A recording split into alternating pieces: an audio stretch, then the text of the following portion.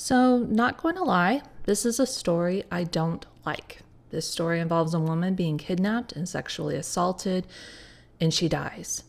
But it wasn't an open and shut case. There were some twists with this one, which is why I'm bringing it to you today, along with telling her story. So, what were the twists?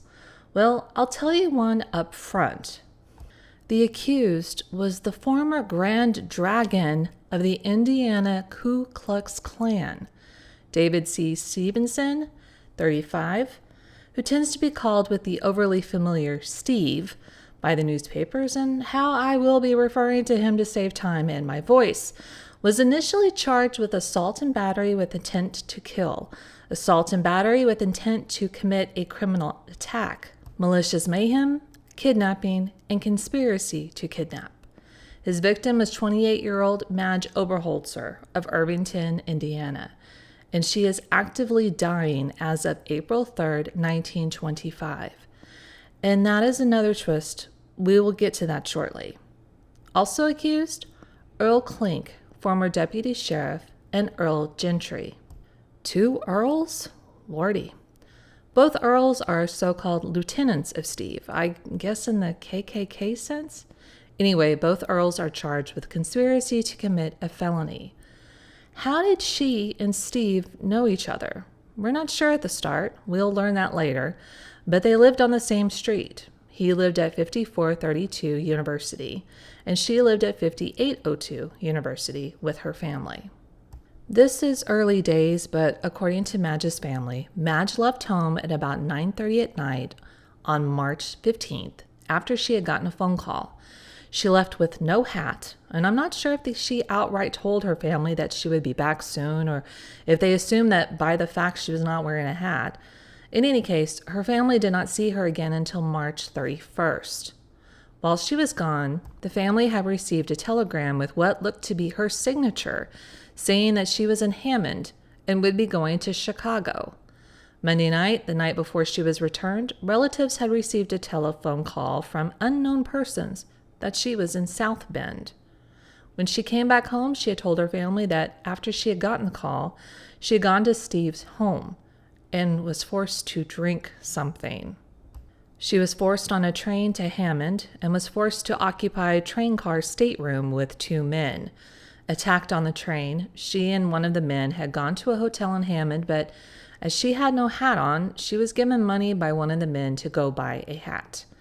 Instead of buying a hat, she went and bought bichloride of mercury, a popular poison of the day as we know from this channel, which she took in large doses. Back at the hotel, she told the men she had taken poison. They got her in a car and drove her back to Indianapolis on March 30th.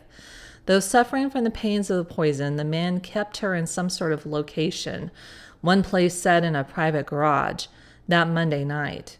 By this time, her parents had long become alarmed as she was still gone. They hired private detectives to see what was what. In the meantime, the men who had kidnapped her returned her home, telling a neighbor that she had been in a car accident. Her body was indeed badly lacerated. Steve would be located at a hotel, would pretend to be his own secretary, except a reporter identified him to the police, and he was placed under arrest. He promptly called his lawyer. At some point, he would post a $25,000 bond. This is the Reader's Digest of everything that happened, what people knew initially. We'll elaborate. Now, the paper goes on and on about all of Steve's so-called accomplishments as a respected member of the community, yada, yada, yada. I could not give a crap. You're a former leader of the KKK, and you didn't leave the KKK because your beliefs had changed, I don't think. So, yeah, I don't care. April 8th, 1925. Already we have a witness from the train's sleeping car porter, a Mr. Thomas. Quote, a party of 3 came aboard my car shortly before midnight, the night of March 15th. I was putting another passenger aboard and was in the car at the time. As a result, I paid no particular attention to the 3. I remember, however, that there were 2 men and 1 woman, and the woman did not have a hat. I saw nothing more of them that night after they went into the stateroom. In the morning, I called them before we got to Hammond, and the 3 got off there at about 6:20 a.m. The woman had no hat. End quote. Side note, as I am also interested in the fashion of the times, it was such a huge deal that she wore no hat. It was noticed and commented on several times. Manager of the Indiana Hotel in Hammond also corroborated Madge's part of the story. Mr. Purmis said that Steve had registered for him and a young woman under the name Mr. and Mrs. W.B. Morgan of Franklin, Indiana, and that Earl Gentry registered under his own name. New to crime, dude? Earl Klink was around the hotel for a short time. Back to present time with Madge back home. She had spent her 8th day unconscious. Her family doctor reporting that she is not well. She's developed an infection of her right kidney, and she has a fever of 103. The doctor, Dr. J.K. Kingsbury, quote, "It is just another complication to fight. Each day we have less with which to fight. The poison she took takes from 3 weeks to 3 months to run its course. There is no possibility of her recovering, nor has there ever been any, in my opinion." End quote. Had Madge been able to get medical attention within a few hours of originally taking it, she could have survived. A woman who boarded with Madge's parents recounted Madge's return home, as the Oberholtzers had been out with the detective. Mrs. Eunice Schultz, the boarder, quote, "I heard someone come in, and I went to the front of the house as quickly as possible. A man was coming downstairs. He had carried Madge up. I asked him what had happened, and he said she was in an accident, but no bones were broken. He said he was Mr. Johnson of Kokomo. He didn't seem to want me to see his face. He kept turning away. I asked whether I should get a doctor, and he said yes, and hurried off. I hurried up to Madge. She was so cold and looked funny around the mouth. I called Dr. Kingsbury, and he came right away. I asked Madge whether the car had turned over, and she said, Later, she told Dr. Kingsbury what had happened. She said the man who brought her home was not Mr. Johnson, but Klink." End quote. You know, one of the Earls. Eunice relates telling the Oberholtzers about their daughter when they returned home a few hours later. Quote, "I told Mrs. Oberholtzer Madge was home, and she was so glad. Then I told her she had been in an accident, and she broke down." End quote. Unfortunately, Madge's ma would learn it was so much worse than just a car accident. For 2 weeks, Madge wouldn't eat, could only drink milk. April 14th, Madge would succumb to the poison, and she passed away at the age of 28. Her temperature at one point at the end rose to 107 before she had died. Both of her parents were with her, along with her nurse, Beatrice Spratley. Madge was born in Clay City, Indiana. She'd been known in Indiana with her involvement in education, serving as a secretary to Mr. Weatherow, former state high school inspector, and she taught school in Hagerstown. She had graduated from the Manual Training High School in 1914 and later went to Butler University. She had also been the secretary-treasurer of the Teachers and Young People's Reading Circle of Indiana. She was known in political circles, having been a lobbyist in 1925 with regards to education. Make a note of that. In addition to her parents, she has a brother named Marshall who lives in Linton. Here's another twist, and not one I had been anticipating when I started reading this story in the newspapers. Her family's attorneys were contemplating adding a murder charge to Steve's rap sheet. This surprised me. Besides having her story told, is one of the reasons why I'm bringing this one to you. Charged Steve with murder, but she took the poison herself. At least in the early part of the thought processes, the prosecuting attorneys thought that, well, even after she had taken the poison and told the kidnappers of it, they still kept her prisoner and refused to get her medical aid. At least Steve could be an accessory to her death, but again, the prosecution does not want to show all of its cards, just talking things out. April 15th, we're at the coroner's inquest. Coroner is Dr. Paul Robinson, who is called in Madge's family doctor, Dr. John Kingsbury, regarding his view of events over the last month of Madge's battle with the poison. Dr. Kingsbury testified at the inquest. Quote, "I was called by telephone at about 11:30 a.m. 4 weeks ago, Tuesday. I was told on the telephone Madge had been brought in hurt in an automobile accident. I went to her room. She lay on the bed, dirty, disheveled, her dress open in front, exposing lacerations and bruises on the chest. There also was apparent a bruised area on the right cheek. She was in a state of shock. Her body was very cold and her pulse rapid. I asked her how badly she was hurt. She said she did not know. I made a hasty examination of her body to see if there were any broken bones. I found none. I asked her how it happened. Quote, "When I get better, I will tell you the whole story," she said. Because of her state of shock, I did not know when this would be, and I pressed her for information. She told that 2 evenings before, Sunday evening, she had been summoned to the home of D.C. Stephenson on University Avenue by telephone, and that she had been escorted there by some man whose name I do not remember. That upon entering the house, she realized she was trapped.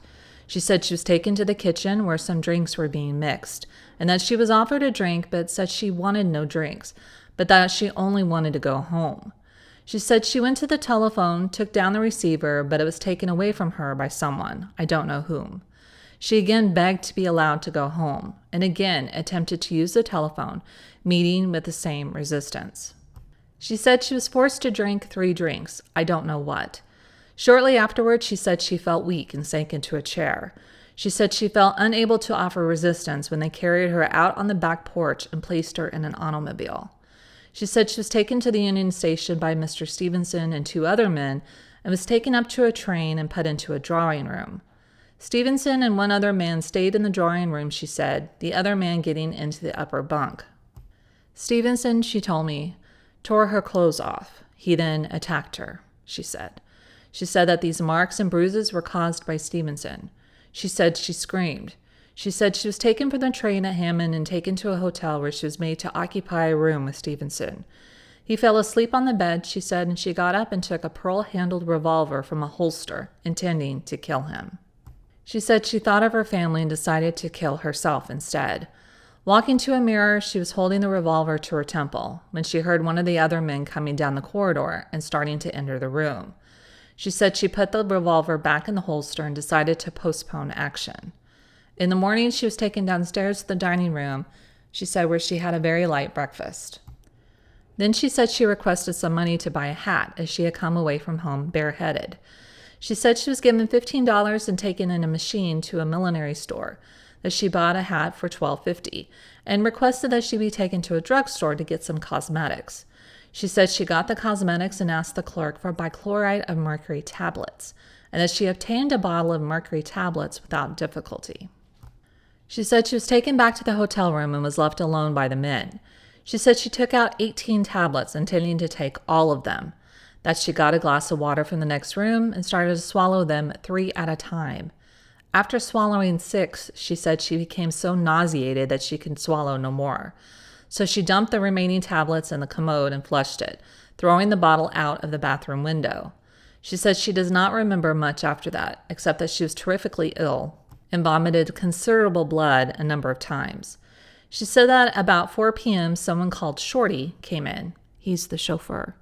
And seeing her condition and the condition of the room, asked her what on earth was the matter. "I have taken poison," she said she answered, and that he exclaimed, "My God," and went out of the room, returning shortly afterward with Stephenson and another man. Stephenson asked her why she had done this, and she said she wanted to die. He said she was a fool, she told me. She then asked to be taken to a hospital, and he said, "You are going home at once." She said Stephenson stepped out and brought back a bottle of milk, that she was forced to drink a portion of it, which she immediately threw up. She said she was put in a machine with 3 men and started home. Another milk bottle was procured before they started, but she could not take it, and it was thrown into a stream along the roadside. She said Stephenson had liquor with him and drank frequently on the way back. She said she vomited repeatedly in the car, screamed frequently, and begged to be allowed to have medical relief from any doctor at any town through which they passed. That they repeatedly promised to get it at the next town. It was not given her. She said she was suffering intensely throughout the whole trip, and that on arrival here she was taken to the garage back of Stephenson's house and was kept under guard until the following morning. She said she asked repeatedly to have her people called. About 11:30 a.m. she was taken home, she said, by one of the men, carried upstairs and put in bed. She said he told a woman at the house, who was the only one home, this would be Eunice, the boarder, that she had been injured in an automobile accident. This was in its entirety the statement made to me at that time, as I remember." End quote. The autopsy done by Dr. Virgil Moon revealed extreme acute nephritis, such as what is produced by mercuric poisoning. Externally, her body showed evidence of mutilation, but that those marks for the most part were healed. Wondering about Steve? He and two Earls continue to be out on bond. No one will tell anyone where he is, nor will provide any kind of comment. April 16th. Madge's funeral was on this day. Held in the home, the parents remained upstairs with relatives before the group left to go to the cemetery, where the parents walked through a lane of flowers held by friends and neighbors. Steve's attorney would enter in a plea of not guilty on behalf of his client, also not guilties entered by the Earls. We're going to trial. Steve was in attendance, apparently calm and smiling, but made no statement. April 17th. Steve's empty home, well, semi-empty, was set on fire with a mixture of gas and oil, incurring $2,000 in damages. Fire chief would find open cans of gasoline and open gas jets in the home, but were unlighted. Although thought to not have much in there anymore, as neighbors had reported furniture being moved out around March 21st, the garage was fully equipped and a bed was in the house that looked lived in. A newspaper about this case was found in the garage also. The police found large quantities of ammunition. Steve would come to the house with two other men and would only speak to the police, going from room to look at the damage. By all appearances, Steve was sullen and angry. We're still in the coroner's inquest, and Madge's dad is testifying on behalf of him and his wife, who is too out of sorts to appear. He would mention how no one seemed to really want to tell him what was going on, would not let him see Madge but for a few minutes at a time, because it would upset him. But she would call him into her room to talk, and he would testify, quote, "One other time she said to me, 'Do you think they can send him to prison?' I told her I thought they could. She replied, 'Oh, I'm so glad. I don't think they can unless the federal authorities do it, because he told me his word was law in Indiana. They can't do anything with me because my word is law in Indiana,' end quote, is what she said he told her. Well, aren't we full of ourselves, Steve?" The nurse who had been called in, Nurse Spratley, would testify about Madge's injuries. Quote, "As soon as she was able to stand it, I bathed her in bed and discovered she was badly bruised and lacerated. The left breast was very badly bruised and had 2 lacerations. The right breast was badly bruised and the right cheek. The tongue was swollen and lacerated. The abdomen was badly bruised. Other portions of her body were badly bruised and lacerated, and there were small bruises on the legs and ankles. That is all to the best of my memory," end quote. Coroner Robinson further questioned her to get to how Madge had gotten the bruises and lacerations. The nurse would say that at first Madge could not tell her. Quote, "A few days later, Madge told me," end quote. We do not know what that was because the newspapers were extremely discreet, but I'm sure you can probably guess. Back to the house afire. The investigation would reveal that the garage was furnished and full equipped. The bed looked like it had been occupied just a short time before. A paper was found in the room with the name of Earl Gentry. You know how we have an inkling that Steve thinks he's all that and then some. Accompanying Steve on his private tour of the burned house were 2 officers, Losey and Bridges. Those 2 officers, according to Robert Humes, head of the Indiana Motor Police, should not have been there.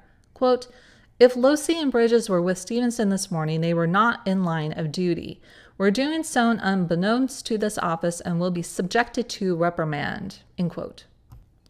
What we think of the KKK now does not seem to be quite what white people thought of it back then, let's be honest. Like I had said, Steve was heavy into politics and helping out candidates with their elections and whatnot. Thinking the police were helping Steve? Not surprising. April 18th. Grand jury has come back officially with charges against Steve and the Earls with the murder of Madge. According to the Indianapolis Times, April 18th, 1925. Quote, "The indictment charges first-degree murder in 4 counts. Count 1 charges that the defendants placed Madge Oberholtzer in a drawing room on a Pullman car March 16, 1925, and attacked her, that they forced her to occupy a bed with Stephenson at a hotel at Hammond, Indiana, that, distracted with pain and shame, she procured and took poison, that the defendants, with full knowledge, refused to procure for and furnish her with any antidote or to obtain help from a physician, that on the afternoon and night, March 17th, they held her in duress, placed her in an automobile, and transported her to Indianapolis, and held her until noon on March 18. Count 2 charges that the defendants caused to be administered to her by chloride of mercury, that acting under fear and duress and compulsion, she swallowed it. Count 3 charges that on March 16th, defendants made an assault upon the body and person of Madge Oberholtzer. Count 4 charges that they refused to give her medical attention." End quote. So now they got to go find the trio, and there will be no bail because it's first-degree murder. April 20th, the 3 men have been found. No, they did not turn themselves in, and were behind bars without bail. It's believed without a doubt that they will try to get released on bond. They had a meal of fried liver and gravy, mashed potatoes, and bread and water. They mingled among a whole bunch of other prisoners and chit-chatted. April 21st. Former Mayor Jewett said that Steve had been the primary influence behind the candidacy of John Duval, Republican candidate for mayor. Quote, "In the last convention of the Republican Party, I sat as a delegate in the convention hall, and I saw this man Stephenson, who was not a delegate in that convention, parading up and down in front of the convention, giving orders to George V. Coffin and to A.O. Malloy and the other men who were leaders in that delegation as to what they should do and what candidates to support." End quote. This picture is of Steve's yacht, which apparently had caught on fire the summer before, worth some $75,000 in 1924 terms. At the time, Steve would say it was personal enemies that had done it. What? You have enemies, Steve? April 23rd. As expected, the coroner has ruled that Madge died of self-administered mercurial poisoning. April 30th. There will be a bail hearing, but it's been delayed for a bit because of another trial. May 1st. Attorney Inman for Steve withdrew the request to have the men released on bail. May 11th. Steve's got some other lawsuits going on. Among others, there is apparently a damage suit against a Hiram Evans, ex-imperial wizard of the KKK, who allegedly burned Steve's yacht last year. Attorney Inman for Steve still wants to quash the indictment charges related to first-degree murder. Busy, busy, busy. Change of venue was granted, so now the trial will be in Noblesville, some 45 minutes away. May 28th. Scuttlebutt from the jail. Apparently, Steve and the 2 Earls are a set trio who do everything together, telling Sheriff Gooding that, quote, "We'd like to have a bath," end quote. Quote, "All right, boys," end quote, said the sheriff, no doubt chuckling to himself. Let them down to a creepy basement where there was a lone dingy tub. The trio would say, "We'll take a bath later." Someone knocked on the jail kitchen door to deliver a basket of goodies, telling the sheriff's wife, quote, "Pass this along to Stephenson and tell him it's from Dave," end quote. The sheriff would tell the trio, quote, "If you fellows are going to get your food from the outside, we'll shut down on the jail rations," end quote. The trio didn't like that, claiming, quote, "Don't shut off the rations, please. We like them," end quote. And again, Steve's attorney, Inman, presented a motion to release the defendants on bail. It was refused. He filed a motion to strike out the first-degree murder parts of the indictment and put a motion to quash the indictments, overruled by Judge Collins. June 16th. A point of contention between the state and the defense was finally ruled on today. State will be forced to give the defense Madge's dying statement prior to going to trial. The state also has to give the defense a copy of the page of the hotel register where Madge had been taken by the men in Hammond, Indiana. Both items were shown to the defense, who showed a great interest in the statement by Madge. Attorney Holmes for the defense saying, quote, "It shows that Miss Oberholtzer took the poison tablets at 10 in the morning and never told anyone about it until 4 p.m. the afternoon. That was 6 hours, and doctors say that no matter what medical attention would have been given her after that lapse, it would have made absolutely no difference. That knocks the murder charge in the head. Statement also shows that Stephenson wanted to marry the girl and that she refused. So where is their case? End quote. State isn't concerned. Attorney Remy said, quote, they have to put the statement in as a whole, end quote. Madge's statement was made public and was in the newspaper. Unfortunately, I don't have time to put it all in. Much of what was said was also stated by her doctor. But I will put in more of the personal items she said as it relates to how she knew Steve, because it was obvious she must have for her to go to his house. Madge would say, quote, I first met D.C.Stephenson at the banquet given for the governor at the athletic club early in January 1925. At that time, I was impressed with Stephenson's power and influence. At that time, he seemed to have taken a great liking to me and danced several dances with me. During the dances, he said he liked me very much. After the banquet, he asked me for a date several times, but I gave him no definite answer. He later insisted that I take dinner with him at the Washington Hotel, and I consented, and he came for me at my home in his Cadillac car, and on this occasion we dined together. This was while the legislature was in session. Then he drove me back home and acted towards me in a gentlemanly manner, although he said to me, I thought jokingly, "Are you afraid of me?"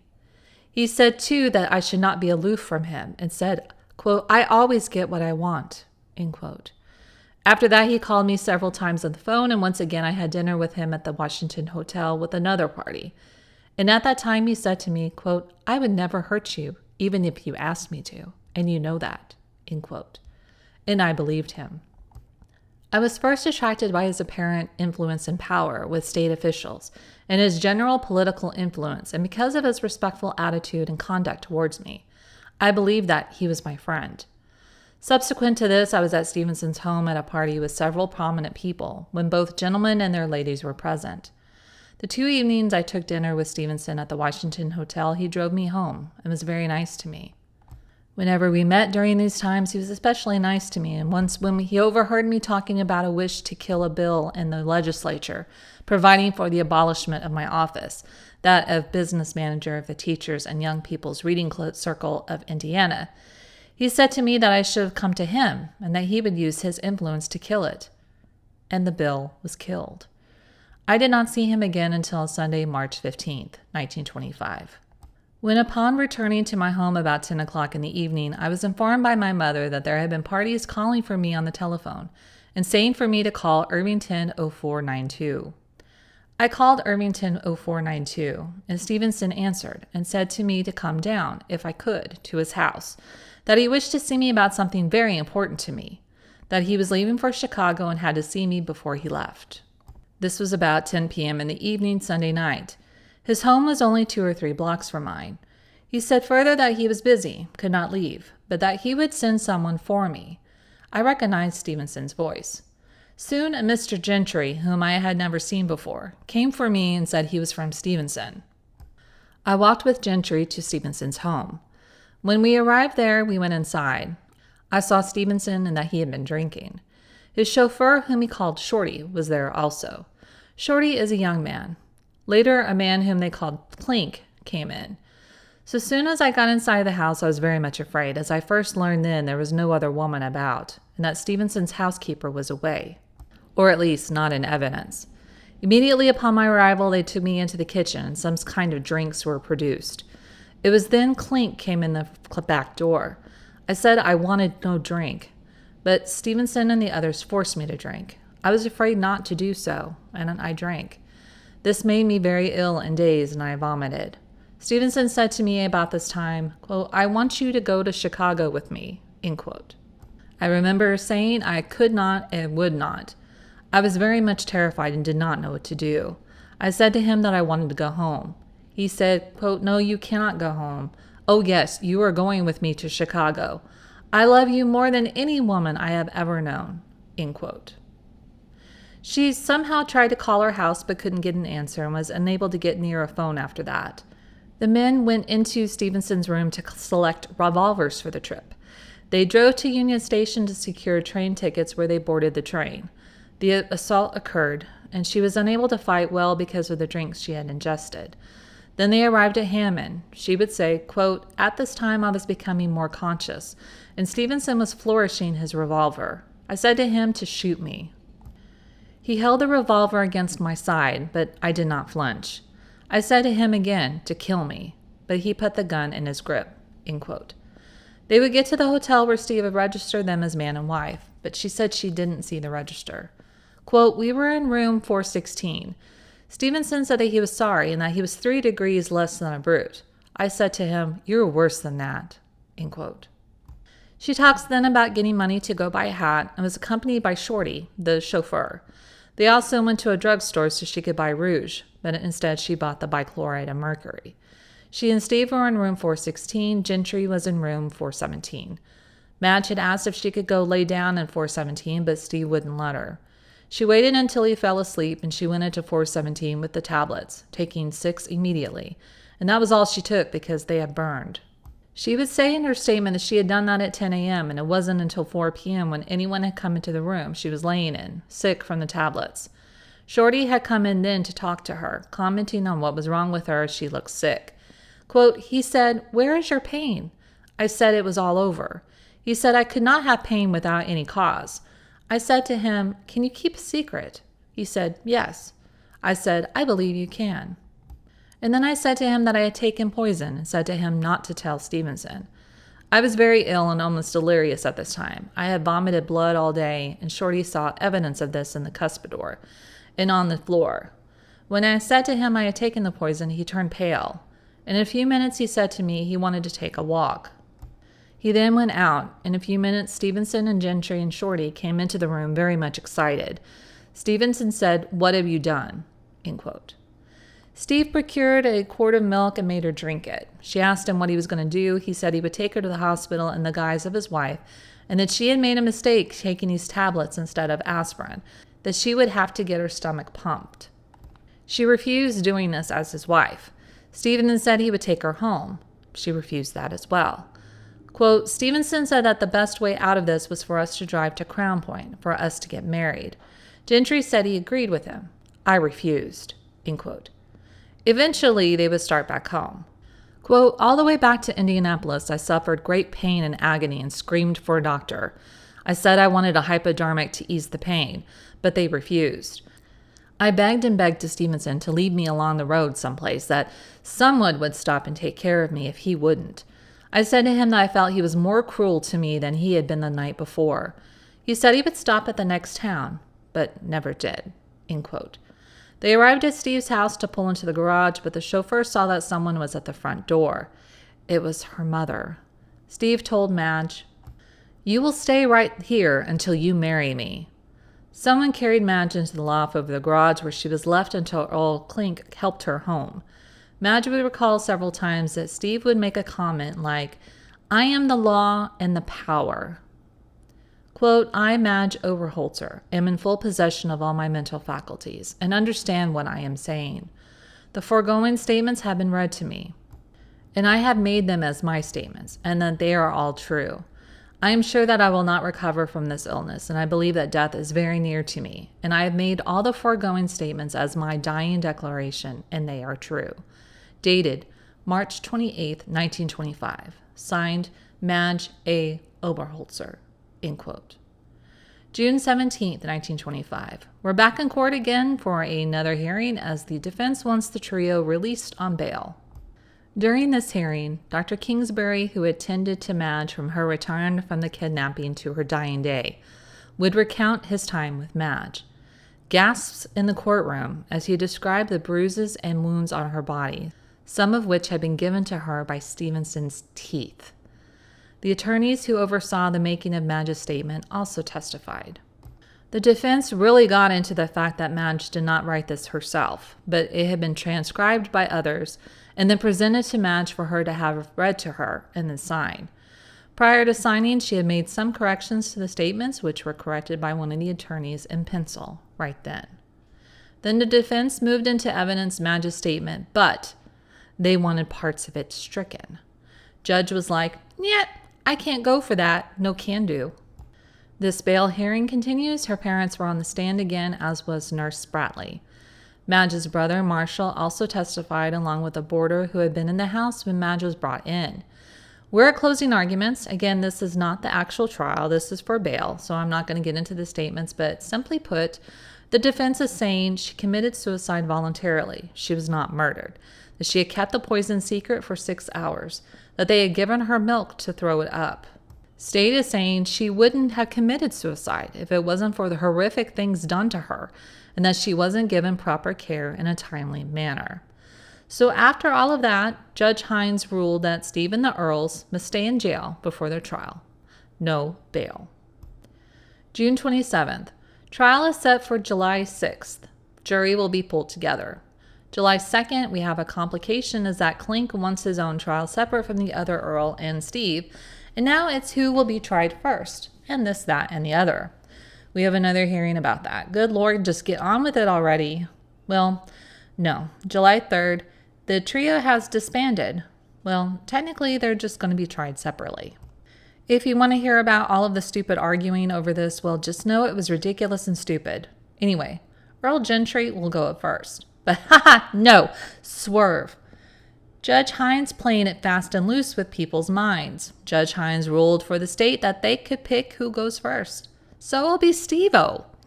I would love to get into all of this back and forth because it's actually interesting, but my word, look at all of this text I've read and written and we're still not at trial. July 16th. See the headline? I need this trial to get going. I am tired of reading all of these newspaper articles, and yes, I am reading all of the newspaper articles about the story, and I'm going to blow a gasket. What happens? I don't know. August 4th.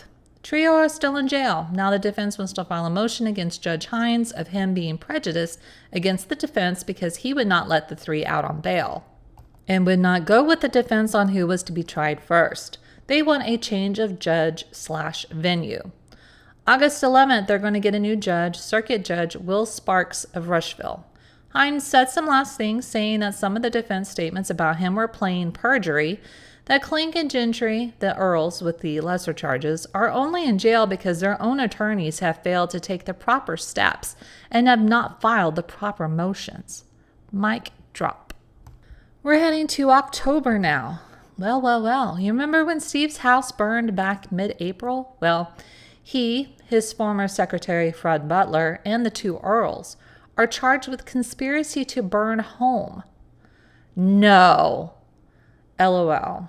Marion County grand jury indicted the trio along with Butler. The indictment stated, quote, did knowingly and feloniously unite, combine, conspire, confederate, and agree to and with each other for the objective purpose and with the unlawful and felonious attempt to then and there feloniously, willfully, and maliciously set fire to and burn a certain dwelling house, then and there situated of the value of $20,000, then and there the property of David C. Stephenson, upon which a policy of insurance for $20,000 had been issued by the Great American Insurance Company, a corporation, and was then enforced with intent to defraud the said insurance company, and did then and there and thereby feloniously, willfully, and maliciously burn and destroy said property to the damage thereof in the sum of $3,500.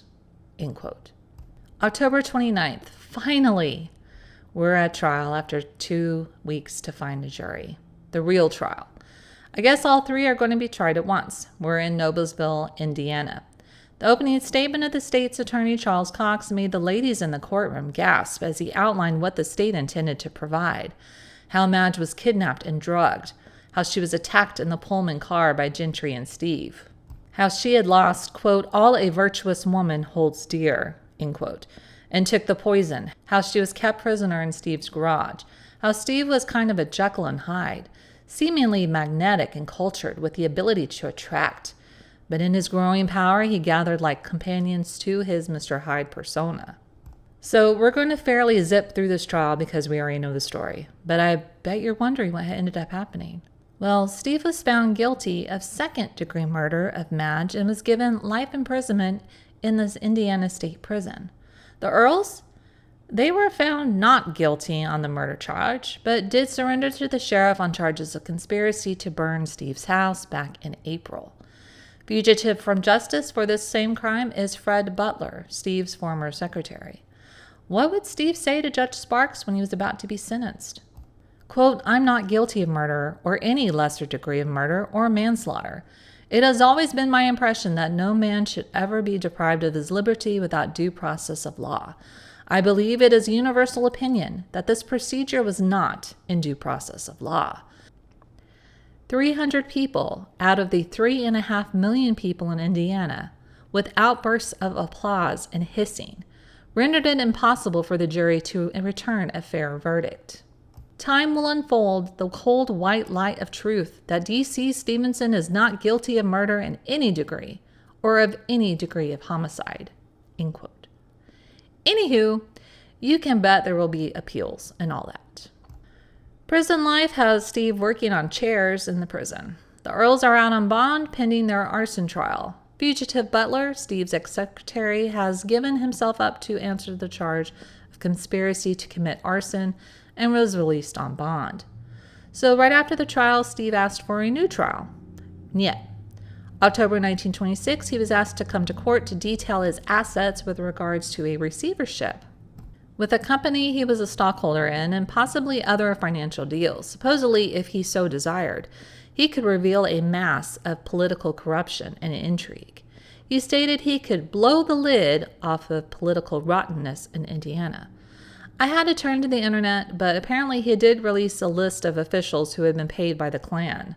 This caused quite a lot of scandal, indictments, and a decrease in Klan memberships. April 1927. Madge's father, George Oberholtzer, passed away. He would be buried next to his daughter. July 1934. Earl Gentry was murdered, found badly beaten with a bullet wound to the head, and found on the floor of his car under rugs and towels. 1950. Governor Schricker commuted Steve's sentence to 25 years served. Quote, my own feeling is that Stephenson has paid the penalty. End quote. By this time, the newspaper said that he has made 45 appeals. 1952. So Steve violated his parole back 2 years earlier in 1950, so he doesn't get to ask for parole for 10 years. He's now 57 when he had been paroled in 1950 for the life sentence of which he had served 25 years. He violated his parole by heading to Minnesota to work at a suburban Minneapolis newspaper office as a printer, and got arrested November 1950, extradited back to Indiana, and put back in prison December 1951. December 1956. Steve was granted parole, one of 66 prisoners given freedom by Governor George Craig, who apparently does something similar every Christmas. Steve had served 30 years of his life sentence. So, what do you think? Really interesting set of circumstances with the murder charge. I'm sure it's happened since. I'll have to look into it sometime. But I hope you enjoyed the story. Please like and subscribe. See you.